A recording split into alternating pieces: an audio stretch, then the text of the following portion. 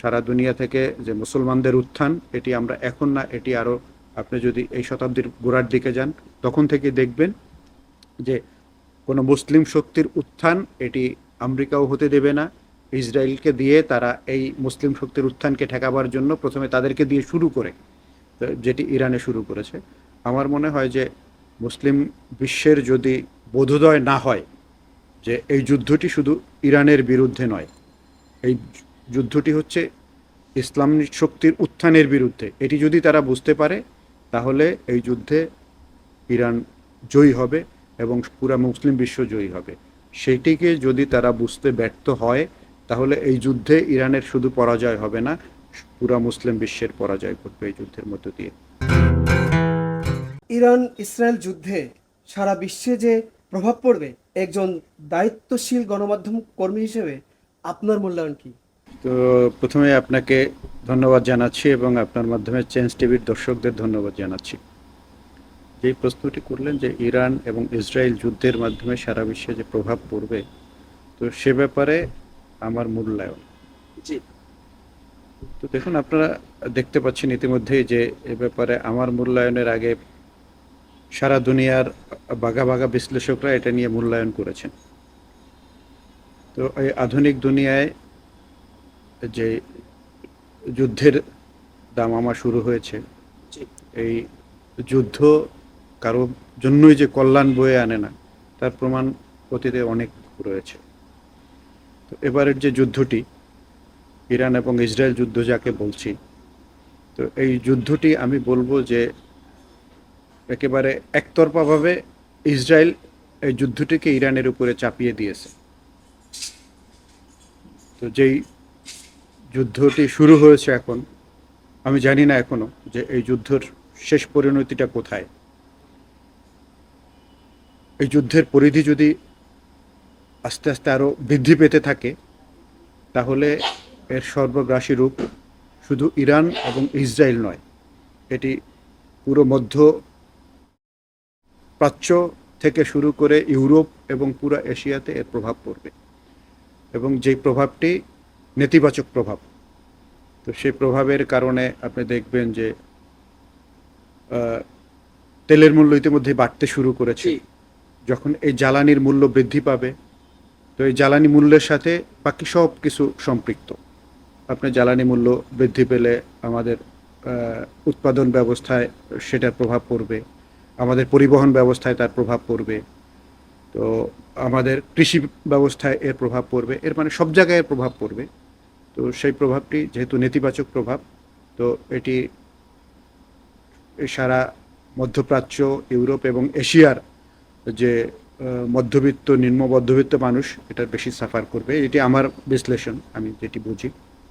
একই সাথে যে দুনিয়ার যে এখন যে রাষ্ট্র ব্যবস্থা, আধুনিক রাষ্ট্র ব্যবস্থা, এই যে সম্পর্কের উপরে ভিত্তি করে যেই রাষ্ট্র ব্যবস্থাগুলো, রাষ্ট্র কাঠামোগুলো তৈরি হয়েছে, সেখানেও বড় একটি ধাক্কা খাবে। কারণ হচ্ছে যে আন্তর্জাতিক সম্পর্কের দিক থেকে বিভিন্ন রাষ্ট্র যে সম্পর্ক যাদের সাথে মেনটেন করে, সেখানে এর একটি প্রভাব পড়বে। তো এটি শেষ দিকে বোঝা যাবে যে এই যুদ্ধটি কোন দিকে গড়াচ্ছে, এর সাথে কারা কারা সম্পৃক্ত হচ্ছে। আমরা ইতিমধ্যেই দেখতে পেয়েছি যে ইরান ইসরায়েল যুদ্ধের সাথে মার্কিন যুক্তরাষ্ট্র সরাসরি সম্পৃক্ত হয়ে গেছে অলরেডি। আমরা দেখেছি যে ইরানের 3টি পারমাণবিক কেন্দ্রে ইতিমধ্যে তারা হামলা চালিয়েছে। তো সেখানে ক্ষয়ক্ষতির পরিমাণ এখনও নিরূপণ করা সম্ভব হয়নি। তো এর মানে হচ্ছে যে এই যুদ্ধের ব্যাপ্তিটি আরও বৃদ্ধি পাচ্ছে। সুতরাং এর সাথে আমরা দেখছি যে রাশিয়ার পক্ষ থেকে, চীনের পক্ষ থেকে, কোরিয়ার পক্ষ থেকে এক ধরনের বার্তা দেয়া হয়েছে। এটি যদি দিন দিন এর এই পরিধি বাড়তে থাকে তাহলে অনেকে বলেন, বিশ্লেষকরা, যে এটি তৃতীয় বিশ্বযুদ্ধের রূপ নিতে পারে। এবং সেই দিকে যদি গড়ায় তাহলে এই যে দেশগুলোর উপরে, যে দেশগুলোর কাছে পারমাণবিক শক্তি রয়েছে, পারমাণবিক বোমা রয়েছে, হয় কি যে যখন কোনো দেশ যুদ্ধে সম্পৃক্ত হয়, যুদ্ধে জড়িয়ে পড়ে, যুদ্ধের পরিধি যখন বাড়তে থাকে, এর তীব্রতা যখন বাড়তে থাকে, তখন একটা পর্যায়ে অনিচ্ছা সত্ত্বেও সেই পারমাণবিক শক্তির ব্যবহার করতে বাধ্য হয়। যদি সেই দিকে যায় তাহলে সেই যে আমি যেটি বলেছি যে আধুনিক জি। বিশ্ব এটি ধ্বংস হতে বাধ্য। সুতরাং এর প্রভাব, নেতিবাচক প্রভাব অনেক বিস্তৃত এবং সেটি বুঝতে হলে আমাদেরকে আরো সময় অপেক্ষা করতে হবে। অনেকে বলছেন যে এই যুদ্ধ শুধু ইরানের সঙ্গে যুদ্ধ নয়, এটি মূলত ইসলাম বিদ্বেষী যুদ্ধ। আর তাই যদি হয়, তাহলে কি সমস্ত মুসলিম বিশ্ব এক হওয়া উচিত নয় কি? ধন্যবাদ। আপনি যে প্রশ্নটি করলেন, আমি বলতে চেয়েছিলাম এর আগেই যে এই যুদ্ধটিকে অনেকে ইসলামের বিরুদ্ধে, আহ, ইহুদিদের যুদ্ধ, অনেকে বলে যে মুসলিম বিদ্বেষীদের একটি যুদ্ধ চাপিয়ে দেওয়া হয়েছে। তো সেক্ষেত্রে আহ, সারা মুসলিম দুনিয়ার কি ঐক্যবদ্ধ হওয়া উচিত কিনা?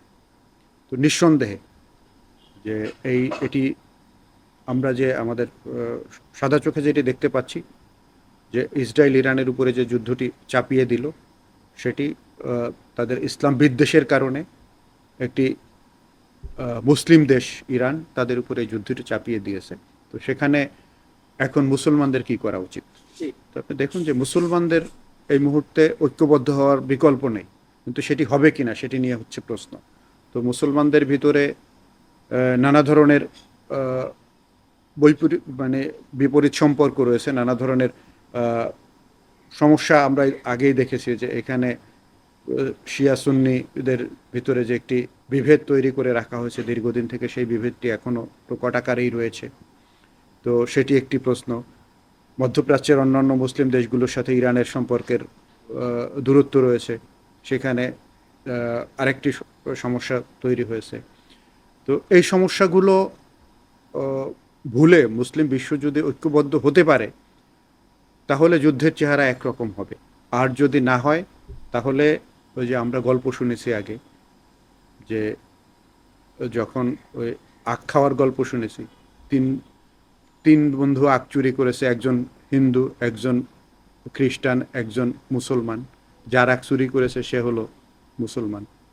তো সে প্রথম বলেছে, ওই মুসলমানটাকে কানে কানে গিয়ে বলেছে যে ও আমারটা চুরি করেছে, ও তো বিধর্মী, তো তুই খাবি ও খাইলো কেন?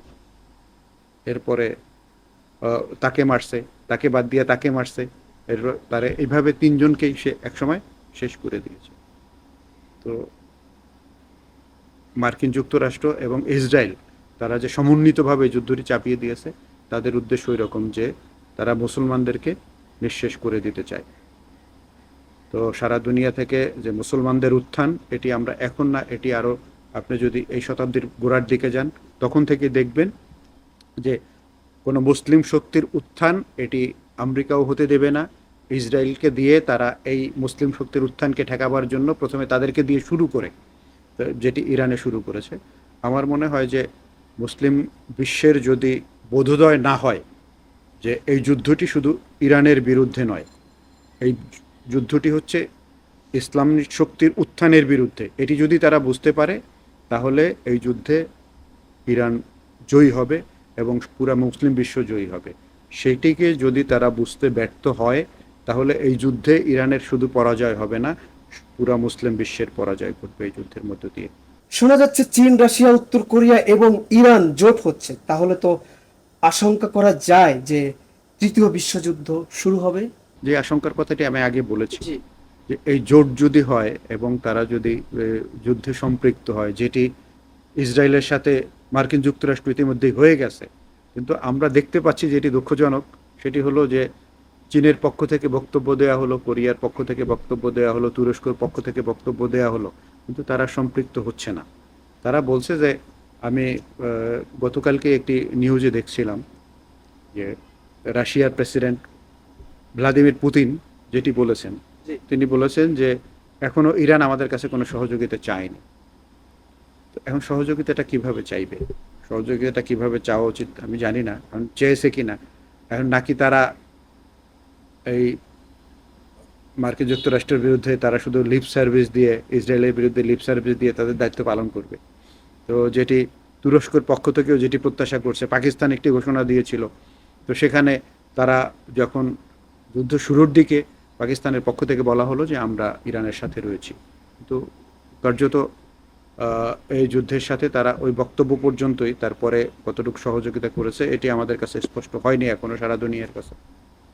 এর মানে হলো যে যে জোটটির কথা বলেছেন আপনি, এই জোটটি যদি হয় এবং এই যুদ্ধ যদি আরও লিঙ্গারিং করে, আরও সামনের দিকে বাড়তে থাকে এর পরিধি, তাহলে যেটি বলেছেন যে বিশ্বযুদ্ধ দিকে টার্ন করতে পারে। তো এটি বিশ্বযুদ্ধের দিকে টার্ন করলে এটিতে লাভ লসের হিসাব তো মানে এখন করা যাবে না। এটিতে যুদ্ধ হলে কারোই লাভ হয় না, যুদ্ধ হলে দুই পক্ষেরই লস হয়, কারো বেশি হয় কারো কম হয়। যার কম হয় তিনি জয়ী হিসেবে প্রতিষ্ঠা পান, যাকে ডিস্ট্রয় করে দিতে পারেন তারও ক্ষতি হয়, আর সেদিকে যারা জয়ী হন তাদেরও তো ক্ষতি হয়। এর মানে হচ্ছে যে দুনিয়ার সম্পদের বড় ক্ষতি সাধিত হয়। সুতরাং এই বিশ্বযুদ্ধের দিকে যদি টার্ন করে তাহলে বলা যাবে না, এটি পরিস্থিতির উপরে নির্ভর করবে যে কারা কারা এর সাথে সম্পৃক্ত হচ্ছেন, এরপরে কোন দিকে মোড় নিচ্ছে পরিস্থিতি।